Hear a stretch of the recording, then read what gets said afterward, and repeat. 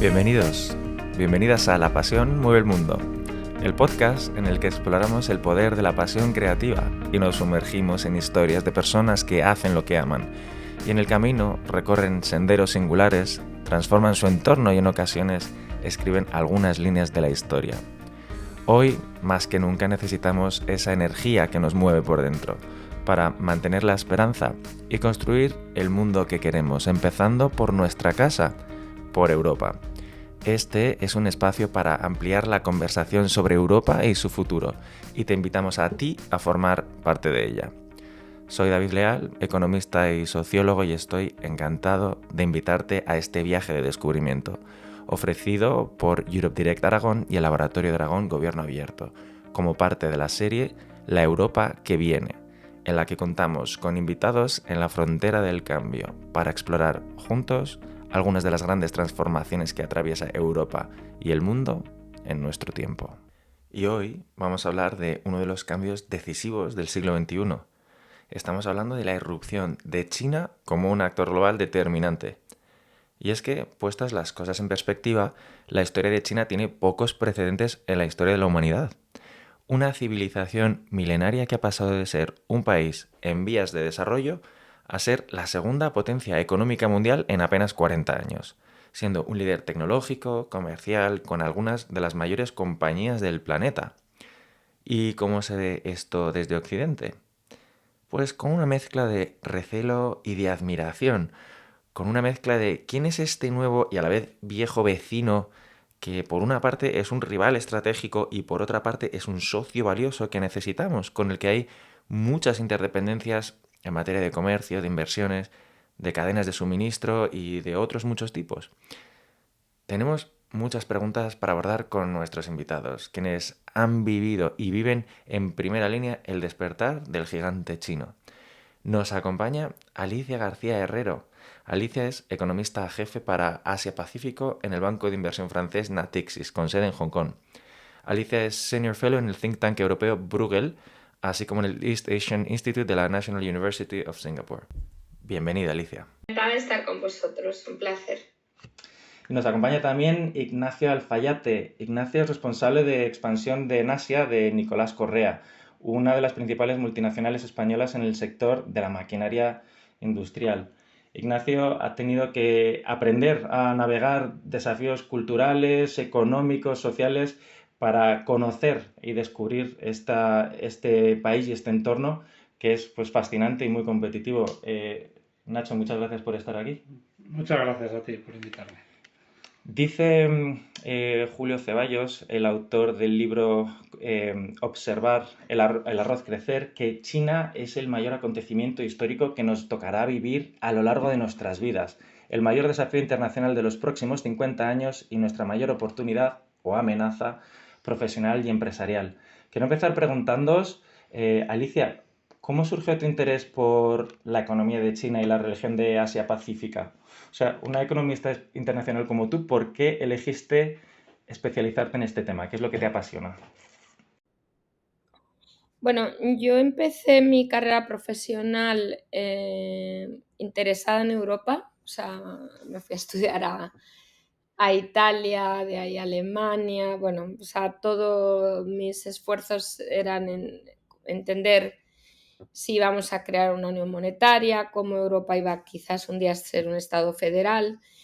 Y de ahí, bueno, acabé con el Fondo Monetario en América Latina y esto estamos hablando del 94, o sea, hace muchos años. Y Rusia, o sea, porque era la caída del muro y no toda la introducción de la economía de mercado en Rusia. Pero claro, estando ahí en el Fondo Monetario, lo primero que me vino en mente es que todo, y hablo del 94, en cierto modo acababa en China. La comparación entre lo que había pasado en la caída de la Unión Soviética, la destrucción de la Unión Soviética, y en cambio la renovación de China con Deng Xiaoping. América Latina, de nuevo, políticas de reindustrialización y se veía China. O sea, como que me encontraba China en todos los sitios, entonces yo pensé, bueno, si quiero entender la economía global, tengo que entender China. Y esto fue lo que me hizo pues empezar clases de chino en el Departamento de Estado americano mientras trabajaba en el FMI. Que mi chino no es que llegara al final tan lejos como yo esperaba, pues no. Pero lo interesante es que con esos estudios de la lengua empecé a darme cuenta de qué absoluto, no sé, universo, yo diría, cuando decimos civilización, pues yo diría más universo es el entender chino. Es tan complejo y yo creo que estoy ahí todavía porque, o sea, es que no hay manera de avanzar en ese objetivo y a veces me da rabia, ¿no? Porque digo, madre mía, o sea, desde el 94 hasta la fecha, viviendo pues en esta parte del mundo y sigo sin entender tantísimas cosas que pasan. Y eso me mantiene ahí en el candelero, ¿no? Porque es como increíblemente complejo e interesante a la vez. O sea, Eso fue lo que yo entendí en el 94 y hasta la fecha lo puedo confirmar. qué interesante, porque una de las preguntas que nos planteamos hoy es cómo se relaciona la Unión Europea y Occidente con esa realidad, con ese universo que no entendemos bien. ¿Es posible cooperar, coexistir pacíficamente, encontrar sinergias? ¿Estamos destinados a rivalizar esos dos mundos? Debo decir que yo estudié japonés 6 años y es que también, bueno, la escritura es muy parecida y es que es algo realmente laberíntico. Tienes que desmontarte de muchos de tus esquemas mentales para introducirte en un universo de jeroglíficos, pues que es muy arcano. Ignacio, ¿cómo te cambió esta experiencia, estos 13 años que has estado en China?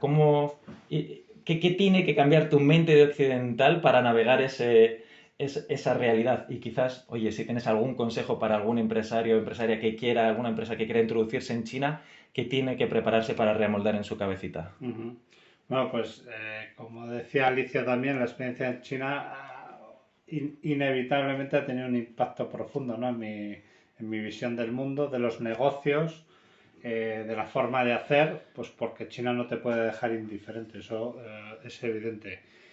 China es un país culturalmente apasionante y muy rico, ¿no? Con mucha historia y por otro lado, luego muy dinámico desde el punto de vista de los negocios, ¿no? Entonces, yo diría que hay varias cosas, hay varios factores que he aprendido, que he adaptado y que no tenía, digamos, antes de este periplo por Asia. Y uno muy importante, básico, cuando vas a China, que es lo que llaman el guanxi, ¿no? El tema de las relaciones, el cómo comprender a tu cliente, a tu proveedor, a tu cliente, cómo ser amigo de él, cómo poder relacionarte antes de hacer negocios. Eso es una cosa clave que con el tiempo te das cuenta que la forma de hacer los negocios en Europa es mucho más fría, pero al final a ellos les dan un importante rédito, ¿no? El hacer las cosas de esta manera, pues porque trabajan de una forma mucho más cercana, digamos, ¿no? Por otro lado, el tema de la adaptación al cambio. Como decíais, China se ha cocido el 50% de los cambios a nivel mundial en los 40 últimos años. Y esto, claro, hace que hayamos vivido allí cosas impensables. El ritmo de cambio frenético. Los chinos además son una cultura muy práctica que hacen que todos estos cambios se desarrollen a una velocidad, yo diría, 2 o 3 veces más rápida de lo que se está produciendo en Occidente, ¿no? En Europa y en América. Y eso te das cuenta cuando vives allí, ¿no? Las cosas que van cambiando, que van ocurriendo año tras año. Y luego, para mí muy importante, es el tema chino de la visión a largo plazo. O sea, China tiene digamos, un gobierno muy estable, a diferencia de la mayoría del resto de países en el mundo, y eso hace que ellos hagan planes fijos y claros y a largo plazo, y además muchas veces no tienen prisa. Ellos saben que tienen objetivos a veces de 30 a 30 o 40 años y lo siguen y al final lo consiguen. Cosa que en los países occidentales pues vamos cambiando gobiernos cada 4 años, vamos cambiando políticas, vamos cambiando muchas cosas que hacen pues eso, que a veces andemos, otras desandemos, luego volvamos a andar, entonces los ritmos de crecimiento son diferentes. Entonces tener una estrategia clara a largo plazo lo que te hace pues es seguir creciendo año tras año, ¿no? Y luego, por último, a mí que me parece muy importante del aprendizaje del mundo chino es la excelencia en el servicio. China es un país y los chinos muy enfocados a dar un servicio excelente en cualquier ámbito y cuando vas a un restaurante vas a darte un masaje o vas a hacer negocios. Nosotros en nuestro caso que montamos y fabricamos maquinaria, pues el servicio para ellos, digamos, es lo más importante. Y todo el mundo está volcado en el servicio. Y eso hace pues que siendo igual los productos no tan avanzados en algunos casos como pueden ser en Europa, pero luego el servicio al final digamos, mitiga esos problemas. Wow, qué interesante. Algunas fortalezas muy grandes deben de tener para poder estar protagonizando esta historia de éxito. Alicia, ¿tú piensas que si el siglo XIX fue el siglo de Europa, el siglo XX el siglo de Estados Unidos, el siglo XXI va camino de ser y piensas que va a ser el siglo de China, que nos encaminamos a un siglo de una hegemonía marcada por China? Lo pregunto también porque se habla mucho de que tiene crisis económica China, hay quien dice que sí es un gigante con pies de barro, que igual no se ve tan claro que vaya hacia esa preponderancia mundial. ¿Cómo lo ves desde esa atalaya tuya de tu perspectiva? Yo pienso que no, que China perdió la oportunidad de ser el líder global en el siglo XXI. Y lo siento, porque desde luego para los ciudadanos chinos, después del esfuerzo que han hecho, es como un maratón y, no sé, quedarte sin agua 100 metros antes de la meta, pero creo que no va, por desgracia, no, para ellos. Creo que para nosotros por suerte, pero eso es otro tema. Para ellos creo que no va a ser posible y el motivo, uno es económico sin duda, creo que sí, sin duda China tiene problemas estructurales muy serios, muy parecidos a los que vivió Japón. Podríamos entrar, pero creo que no es el punto. Pero es que socialmente China no ha conseguido tener el poder, el soft power, que por cierto tiene incluso Corea. O sea, es que realmente había ganas de un sustituto en el ámbito cultural, social, modelo social. El mundo le tenía ganas ya a Estados Unidos, o sea, todos queremos una alternativa. Y era en cierto modo fácil porque y hubo un momento, yo creo, en los Juegos Olímpicos, o sea, un interés, ¿no? La gente iba vestida, pues, ¿no? Utilizando pues vestuario chino, incluso música, o sea, había como mucho más interés por la cultura china, pero eso se ha perdido.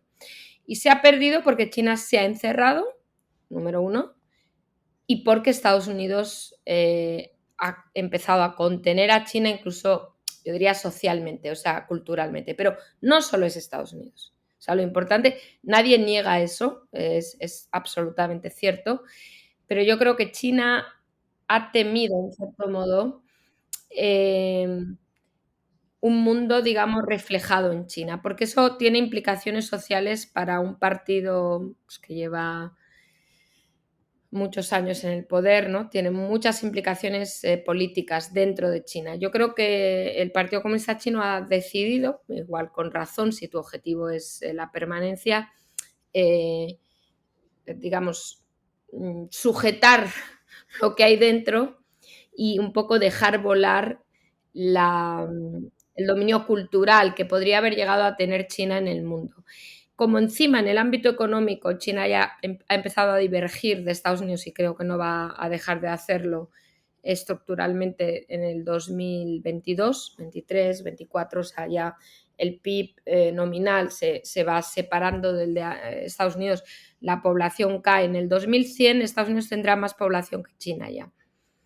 Falta mucho, pero sí, sí, sí. Usando las estimaciones de población que por cierto no tienes que estimar mucho porque estamos al 2021, es decir, utilizando los nacimientos, si la tasa de fertilidad se mantiene, la de Estados Unidos y la de China como está, simplemente así, en el 2100 Estados Unidos tendrá más población que China. O sea, estas cosas que parecen banales son muy importantes para el dominio económico, pero también el intentar suplantar, porque claro, el problema es que primero tienes que suplantar a Estados Unidos. Y claro, si estás ya a la baja, que es lo que le pasó a Japón en los años 90, yo creo que Japón nunca pensó en suplantar culturalmente, etcétera, a Estados Unidos. China sí, pero creo que no va a poder. Eso no quiere decir que China no vaya a ser importante, no, o sea, China va a seguir siendo enorme y puede que tenga su propio cortijo, entre comillas, es más, ya lo tiene, pero que se afiance ese cortijo y que volvamos a un mundo diferente, pero de Guerra Fría, y por tanto tienes que seguir entendiendo a China, porque no habrá un hegemón, sino que igual habrá dos. Ese escenario no lo descarto, pero el dominio, digamos, supremo de China en el mundo, ese sí que yo, en mi humilde opinión, sí que descarto. Wow. Y sin embargo, tecnológicamente, China, al menos tenemos mucho la sensación desde Europa de que están tomando la vanguardia a nivel tecnológico industrial en muchos campos, ¿no? En la carrera por la inteligencia artificial, en los coches eléctricos, en la transición energética, en diferentes sectores.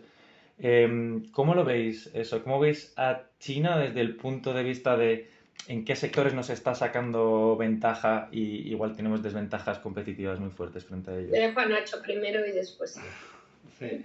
Dale, Nacho.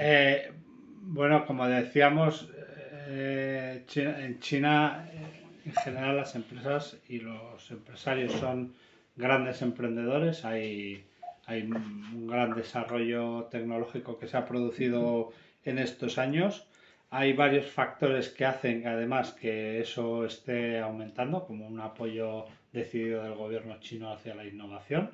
O sea, China ya no quiere ser vista como un país donde hacen zapatos y juguetes y productos baratos, y de hecho están empujando a las empresas a que innoven, a desarrollar institutos de innovación, desarrollo de proyectos con universidades, de tal forma que haga que digamos, el nivel tecnológico de las empresas aumente y puedan hacer cosas de mucho mayor nivel.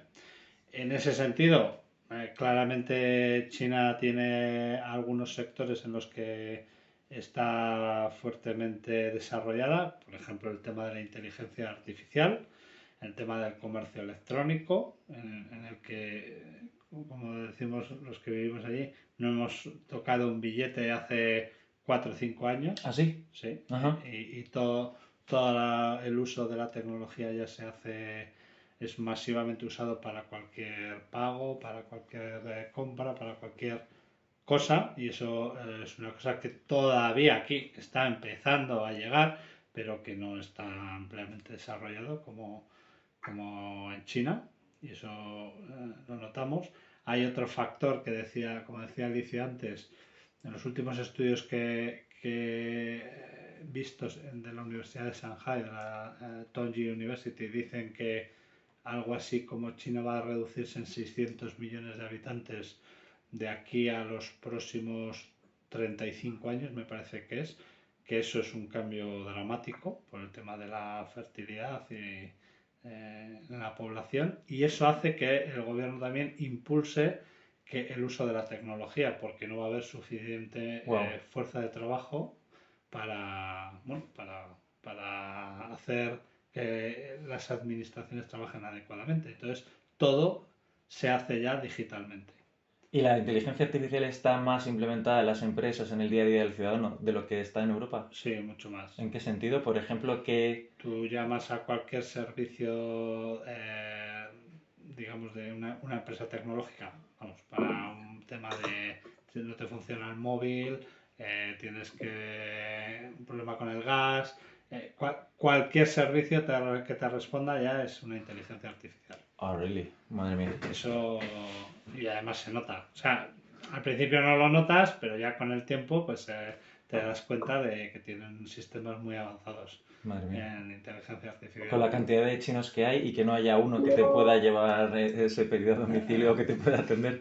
Alicia, ¿cómo lo ves tú en este contexto de guerra comercial que hay entre Estados Unidos y China? ¿Dónde queda, y en esta carrera por la inteligencia artificial, dónde queda Europa en ese? ¿Dónde se posiciona ahí que está entre dos sillas y mal sentada? Bueno, pues quizás puedo hacer un poquito de publicidad, aunque no lo hemos publicado aún, pero estamos a punto de acabar un estudio financiado por la Comisión Europea, por cierto, y esto demuestra la independencia de los estudios en Europa, porque Europa no va a salir nada bien en nuestro estudio, pero aún así la Comisión Europea lo financia, le hace open access. En eso ganamos, Nacho, a los chinos de lejos, de lejos. El 90% de lo que sabemos de China no sabemos ni si es cierto o no.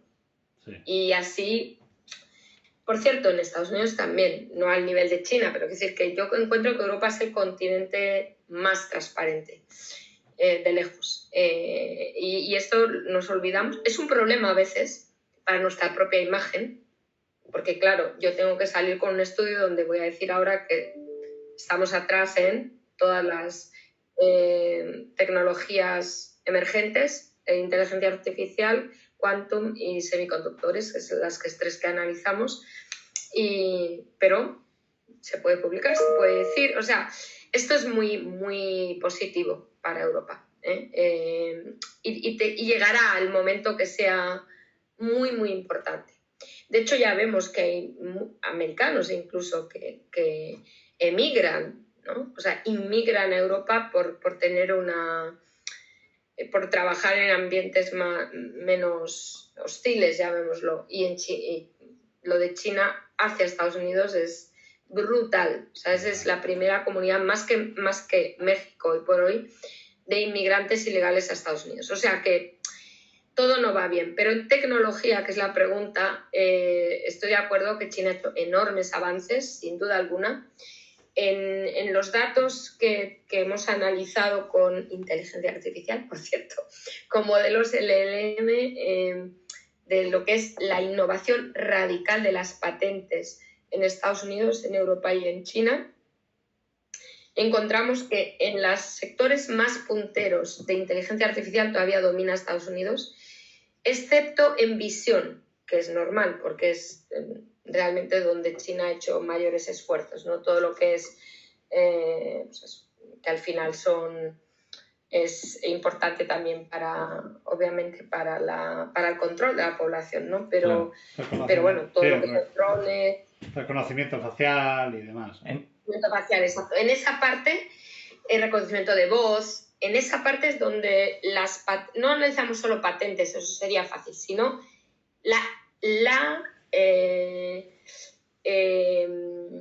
o sea, ¿qué patentes tienen una innovación radical?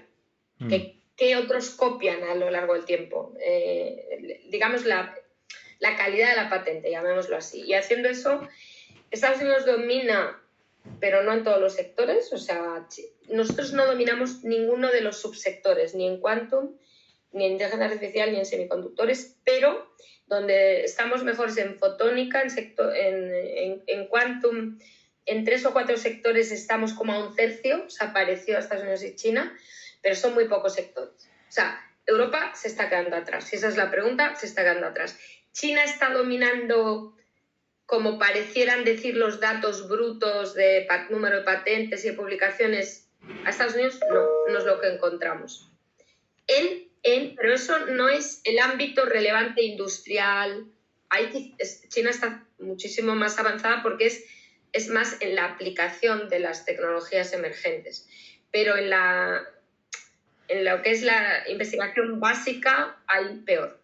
Y en ese estudio, Alicia, que financia la comisión, ¿se ha hecho algún análisis de cuál pueda ser, entre comillas, el riesgo de contagio y de importación de ese modelo tecnológico desde China? Porque yo creo que una de las razones por la que se le ve con desconfianza es porque tiene un modelo que es una alternativa al modelo de democracia liberal occidental, y tiene un modelo tecnológico, lo que decís, no más orientado a la vigilancia, con sistemas de crédito social, reconocimiento facial, y hasta policía predictiva, cosas que en Europa no queremos, son incompatibles un poco con nuestro modelo y están prohibidas por la nueva regulación de inteligencia artificial. ¿Se hace algún análisis sobre la influencia cultural y política y tecnológica que pueda tener ese modelo y que cada vez nosotros nos achinemos más en ese sentido? Yo no he hecho ese análisis, pero sería muy importante, pero sí que hay quien mira la exportación, digamos, del modelo de tecnonacionalismo de China al resto del mundo. Por ejemplo, un caso claro, que son al final países también lo que llaman deep state, ¿no? Por decirlo así suave, o sea, autocráticos, llamémoslo por su nombre, como Arabia Saudita, hay mucha literatura sobre cómo China está influyendo en que los modelos autocráticos basen su supervivencia en el tecnonacionalismo. O sea, no solo en el nacionalismo, sino en el tecnonacionalismo. Y yo creo que esto es seguramente una influencia de China. He de decir que leyendo Memorias de Mao este verano que me ha dado por ahí, esto no es nuevo. O sea, Mao ya creía que el avance industrial era el que llegaría, o antes de la restauración Meiji lo mismo, Japón igual. O sea, esto no es nuevo, es muy asiático. No solo es muy chino, es muy asiático. El creer que porque, y esto China, ¿no? Es que China realmente, la dinastía Qing, realmente su caída se debe, según la lectura, ¿no?, de los historiadores chinos, en haberse quedado atrás en el momento de la revolución industrial. Entonces dan mucha importancia. Yo creo que, con perdón, ni soy historiadora, ni sé, pero mi humilde opinión es que exageran la importancia de la innovación.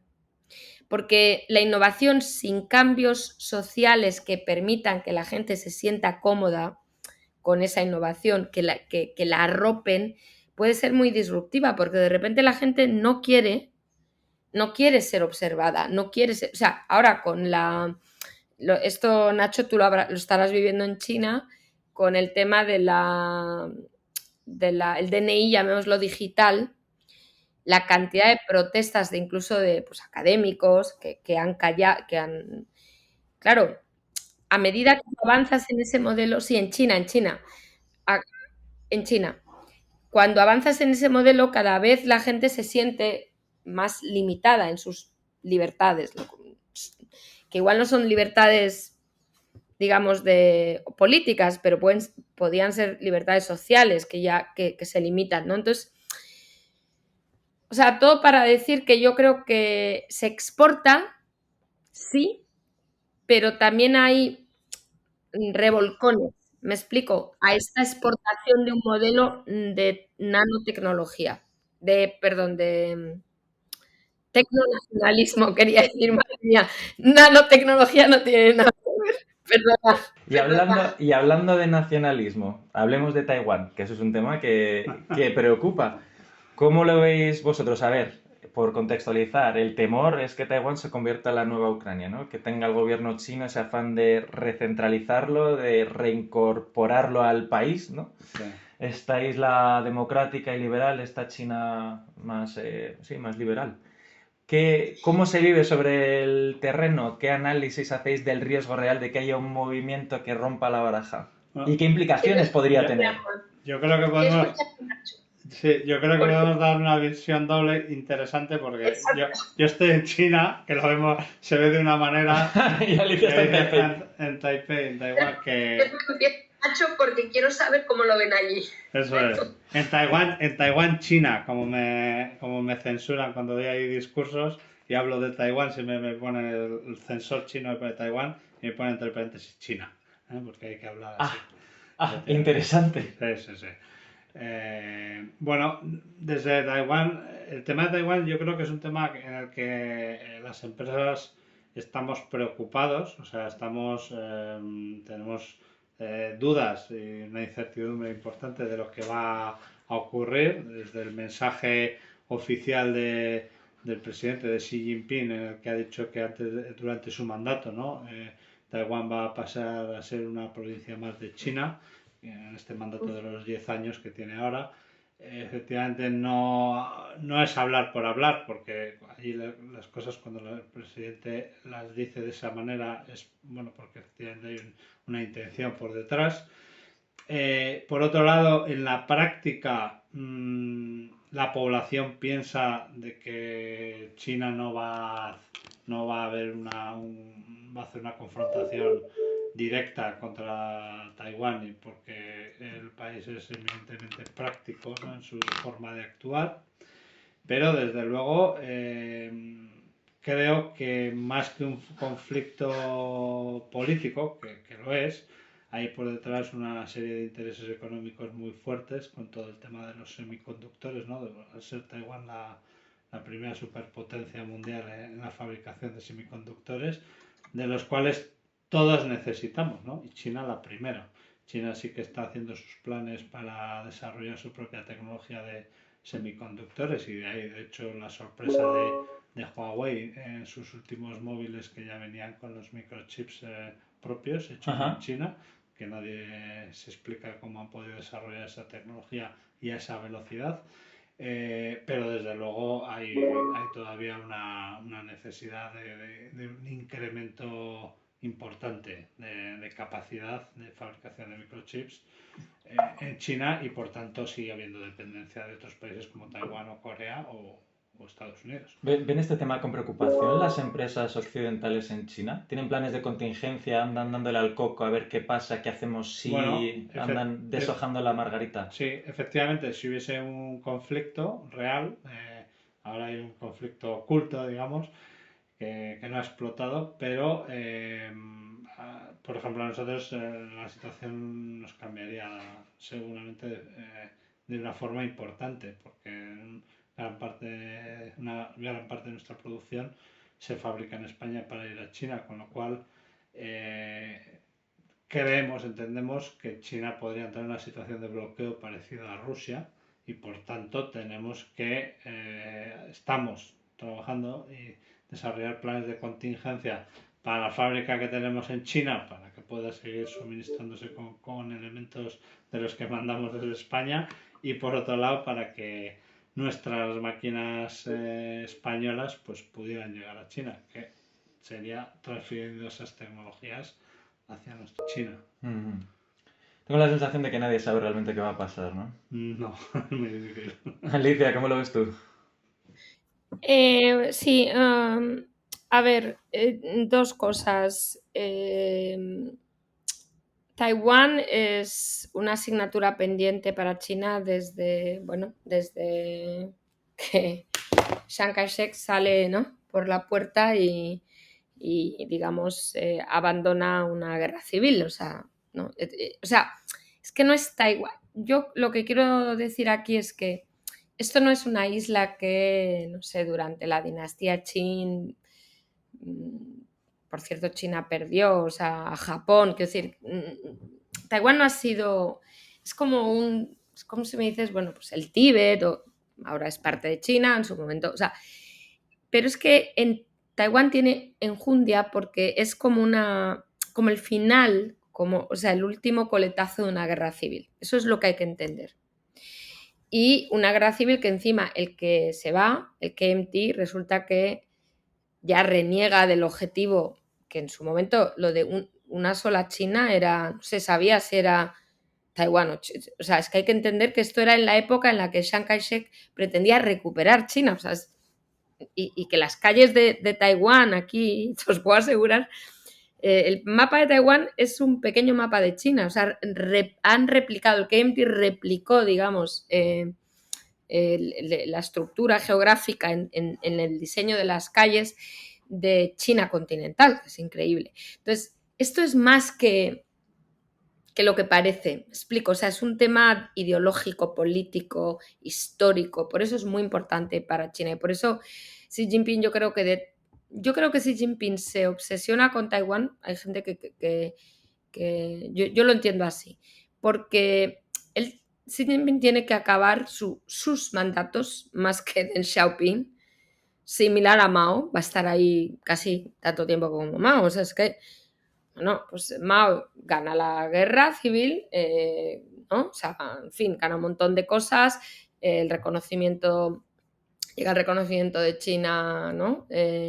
Después con Deng Xiaoping la apertura, bueno, Xi Jinping tiene que venir, o sea, y claro, la economía no le ayuda. Entonces, lógicamente, este objetivo se vuelve central.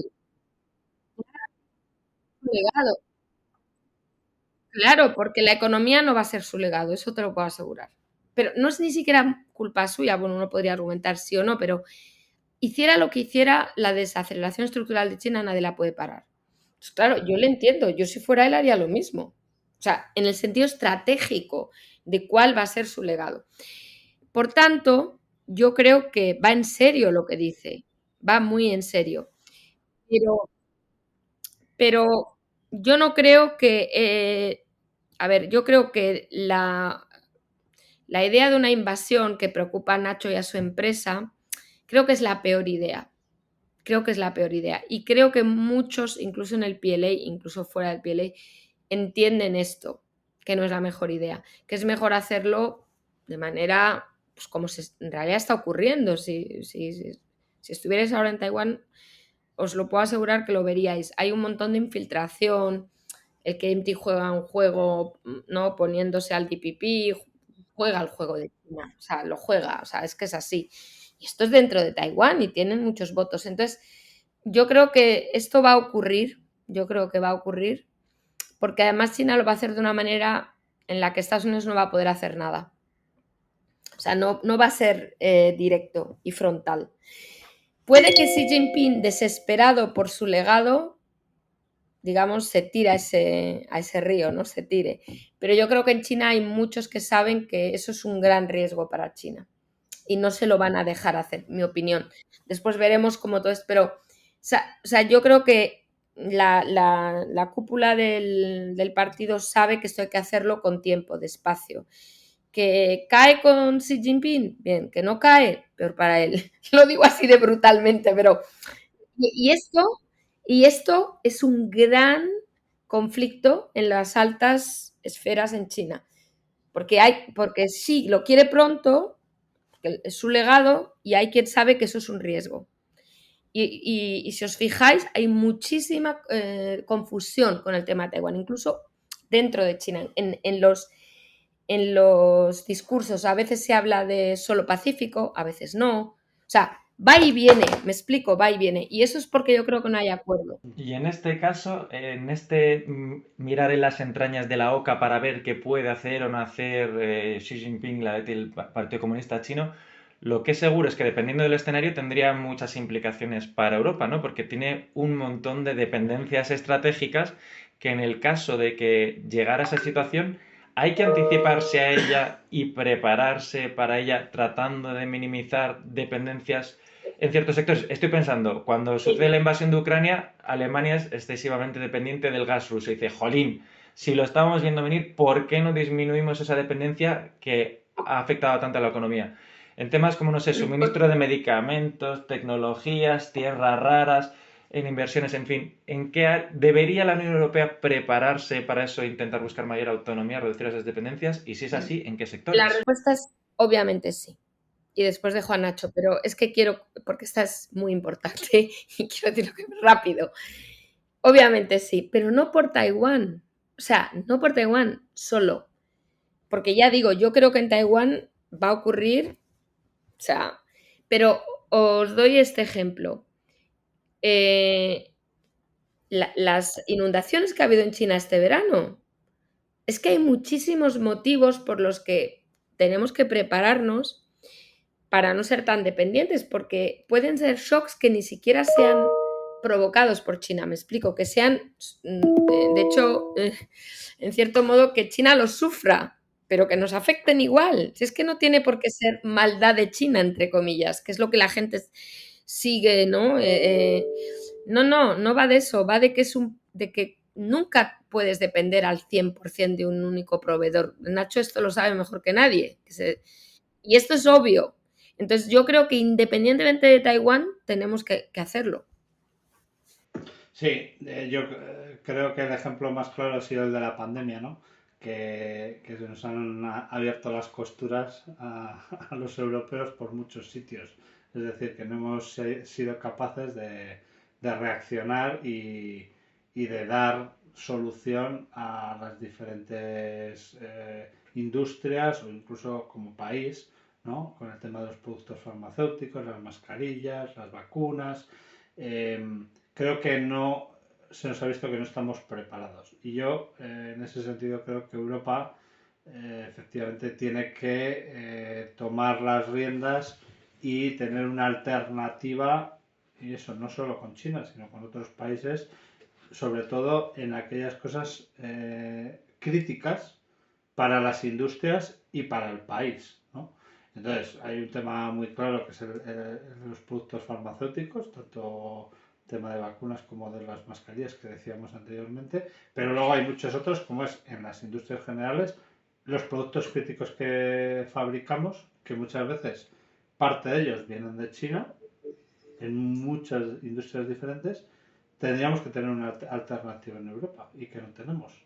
Y en eso estamos. Es decir, ahora mismo no podemos depender de China porque ya no es solo el que no te lleguen, que a veces sí que te llegan, pero claro, que te lleguen un año más tarde. Y eso es un poco lo que nos ha pasado durante la pandemia. Entonces, eso conlleva una ralentización de la economía muy importante. Luego, en el tema de que hablábamos antes de los semiconductores o de los materiales raros, ¿no?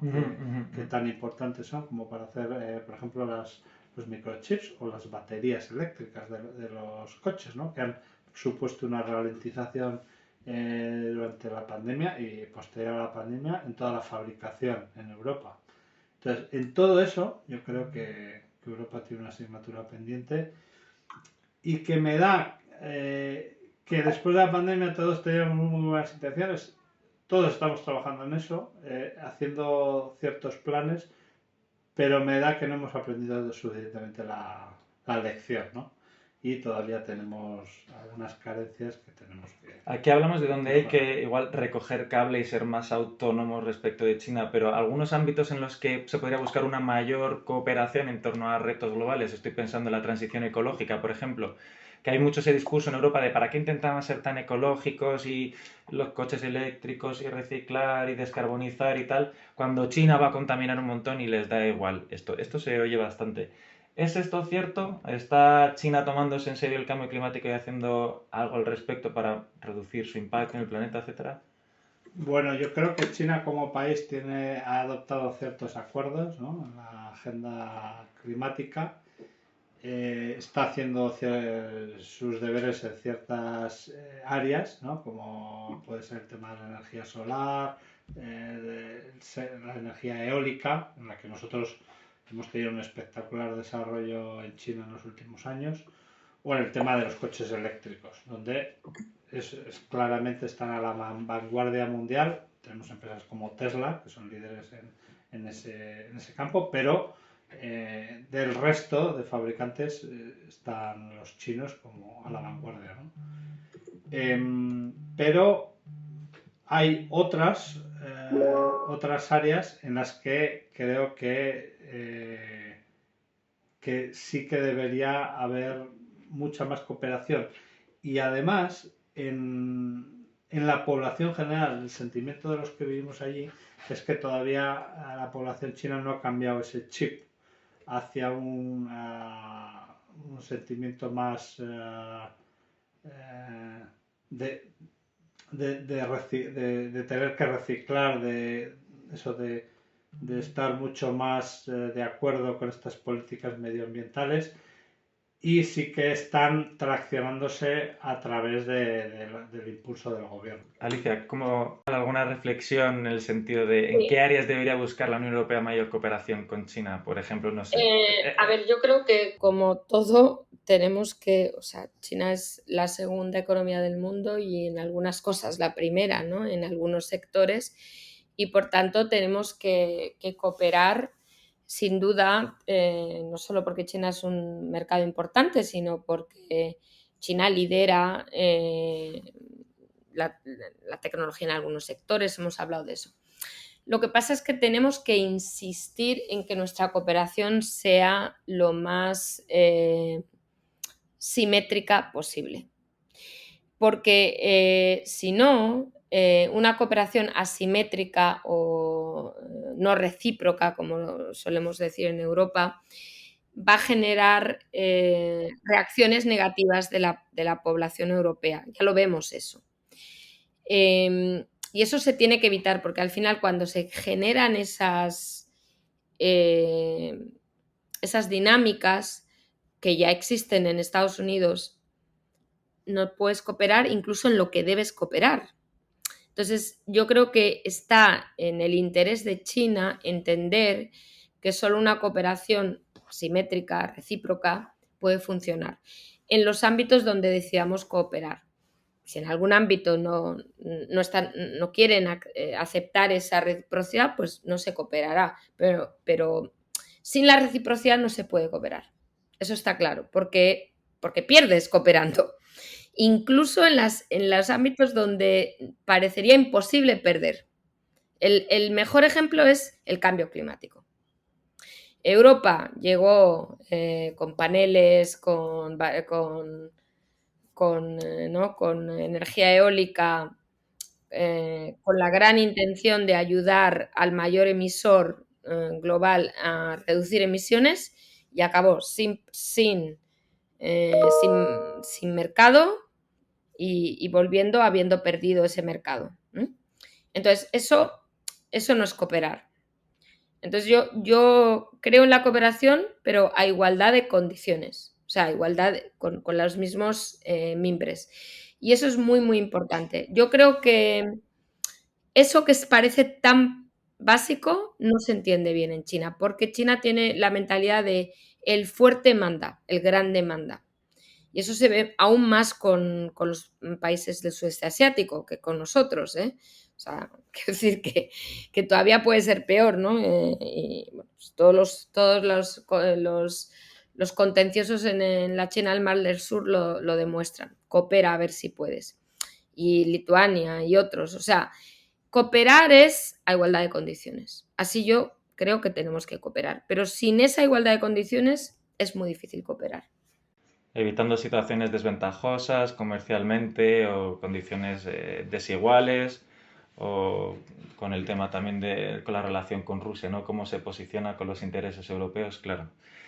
Pues ese es el escenario que se dibuja a futuro, un escenario en el que un reto mediar con ese gigante que está cambiando, que no entendemos, que marca este siglo, aunque qué interesante esto es las reflexiones que habéis dicho de que quizás las predicciones a futuro no sean como las imaginemos. No sé si quieres cerrar con un minuto de oro, algún comentario final, Ignacio, en el minuto que nos queda. No, enfatizar lo que ha dicho Alicia, que yo creo que efectivamente hoy por hoy esas relaciones son ciertamente asimétricas entre China y el resto de los países de la Unión Europea y que tenemos que trabajar todos en que esa asimetría se vuelva de forma regulada y abierta para que podamos los europeos beneficiarnos de esas relaciones y los chinos también, ¿no? Pues muchísimas gracias por compartirnos vuestra sabiduría, vuestra experiencia. Alicia, Ignacio, ha sido un auténtico placer. Muchísimas gracias. Gracias a ti. Gracias por organizar. Y a todos vosotros, gracias por escucharnos y acompañarnos en esta conversación. Nos vemos en el próximo capítulo de La Pasión Mueve el Mundo.